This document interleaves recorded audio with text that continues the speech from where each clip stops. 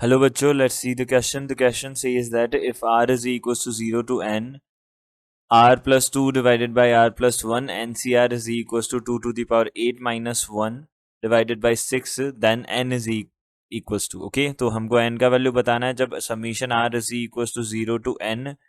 r plus 2 divided by r plus 1, NCR जो है वो किसके इक्वल है 2 to the power 8 minus 1 divided by 6 के इक्वल है, ओके, ये हमारे पास है। अब देखो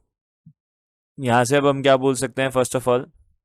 हमने देखा है यहाँ पे हम इस r प्लस 2 को r प्लस वन लिख सकते हैं, तो यहाँ पे r plus 1 divided by r plus 1 कितना बन जाएगा, सिंपली NCR बनेगा, ओके, 1 बच जाएगा plus summation r is equal to 0 to n, और ये हो जाएगा n plus 1 C r plus 1 बनेगा, okay, so this is equal to, अब देखो यहाँ से हम देख सकते हैं सबसे पहले देखो सॉरी यहाँ पे हमारे पास कितना बन जाएगा NCR बनेगा, और मल्टीप्लाइड में कितना हो जाएगा, डिवाइड में कितना हो जाएगा r प्लस 1 हो जाएगा, ओके, ये हमारे पास बनेगा। अब हमको क्या करना है, इसको कन्वर्ट करना है, ओके, तो इसको कन्वर्ट हम कैसे कर सकते हैं, यहाँ पे 1 अपॉन r प्लस 1 है। अब देखो हमारे पास एक फार्मूला होता है, फार्मूला क्या है, देखो NCR जो है उसको हम लिख सकते हैं, देखो n प्लस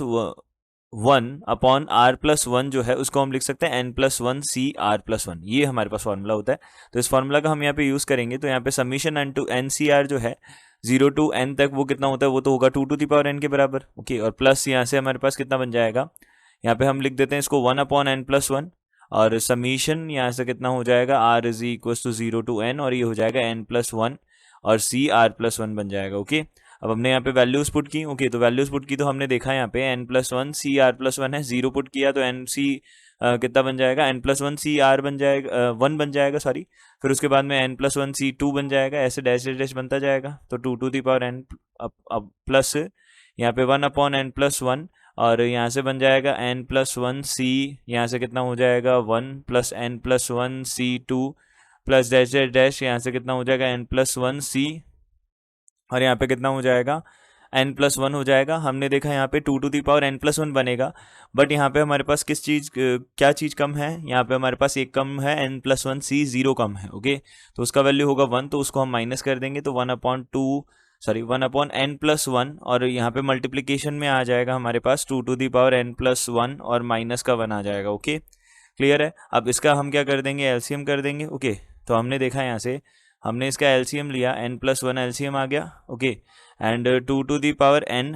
का मल्टीप्लिकेशन हो जाएगा किसके साथ, n प्लस 1 के साथ, और यहाँ पे प्लस के में 2 to the power n plus 1 को हम 2 multiplied by 2 to the power n minus 1 लिख सकते हैं, okay, so this is equals to, ये कितना बन जाएगा हमारे पास में 2 टू दी पावर, ये किसके इक्वल है, अब देखो ये 2 टू दी पावर n जो है वो किस मल्टीप्लाई में कितना हो जाएगा n प्लस 3, और माइनस 1 डिवाइडेड बाई कितना हो जाएगा यहाँ से n प्लस 1 हो जाएगा, ओके। अब देखो यहाँ पे हमारे पास n का वैल्यू अगर हमने ये किसके इक्वल दे रखा है 2 to the power 8 minus 1 divided by किसके इक्वल दे रखा है 6 के इक्वल दे रखा है, तो हम अगर कंपैरिजन करें तो n का वैल्यू कितना आ जाएगा, यहाँ से n का वैल्यू आ जाएगा यहाँ से 5 आ जाएगा, ओके, तो n का वैल्यू आ गया 5, यानी कि फोर्थ ऑप्शन जो है वो हमारा करेक्ट ऑप्शन हो जाएगा, fourth option is the correct option. I hope you understood it well, good luck, thank you.